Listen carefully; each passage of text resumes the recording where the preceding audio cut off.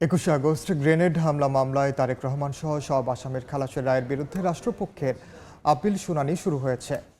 সকালে প্রধান বিচারপতি সৈয়দ রেফাত আহমেদের নেতৃত্বে 6 বিচারপতির বেঞ্চে শুনানি শুরু হয়। এদিন পলাতক আসামিদের পক্ষে স্টেট ডিফেন্স হিসেবে সিনিয়র আইনজীবী এস.এম. শাহজাহানকে নিয়োগ দেন আপিল বিভাগ।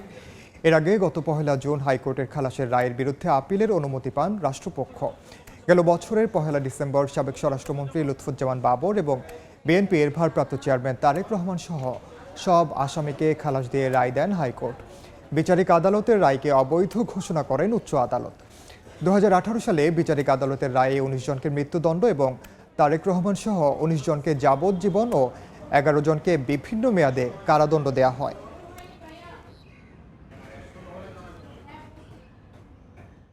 এ বিষয়ে বিস্তারিত জানাতে এই মুহূর্তে সুপ্রিম কোর্টে আছেন সহকর্মী আফজাল হোসেন। সরাসরি যাচ্ছে তার কাছে। আলোচিত এই মামলায় 49 জনকে বিচারিক আদালত বিভিন্ন মেয়াদে সাজা দিয়েছিলেন। এর মধ্যে লুৎফুজ্জামান বাবর, বিএনপির সময়ের স্বরাষ্ট্র প্রতিমন্ত্রী, তাকে সহ 19 জনকে যাবজ্জীবন এবং বিএনপির ভারপ্রাপ্ত চেয়ারম্যান তারেক রহমান সহ 19 জনকে যাবজ্জীবন কারাদণ্ড এবং লুৎফুজ্জামান বাবর সহ 19 জনকে মৃত্যুদণ্ড দিয়েছিলেন এবং 11 জনকে বিভিন্ন মেয়াদে কারাদণ্ড দিয়েছিলেন। গত 1 ডিসেম্বর গত বছরের হাইকোর্ট এই মামলার রায় দিয়েছেন এবং রায়ে সব আসামিকেই হাইকোর্ট খালাস দিয়েছেন এবং বিচারিক আদালত যে রায় দিয়েছেন সাজা দিয়ে সেই রায়কে অবৈধ ঘোষণা করেছিলেন এবং আদালত সে সময় রায়ে উল্লেখ করেছিলেন যে এই মামলাটির ন্যায় বিচার নিশ্চিতে যথাযথ বিশেষজ্ঞ তদন্ত সংস্থা দিয়ে এটি আসলে তদন্ত করা উচিত। এবং হাইকোর্টের এই রায়ের পরে আমরা দেখেছি যে রাষ্ট্রপক্ষ থেকে রায়ের বিরুদ্ধে সব আসামির খালাসের রায়ের বিরুদ্ধে আপিল করা হয়। প্রথমে আপিলের অনুমতি চেয়ে একটি আবেদন করা হয় এবং গত 1 জুন আপিলের অনুমতি দেওয়ার পরে তারা নিয়মিত আপিল করেন। সেই আপিলেরই আজকে শুনানি শুরু হয়েছে।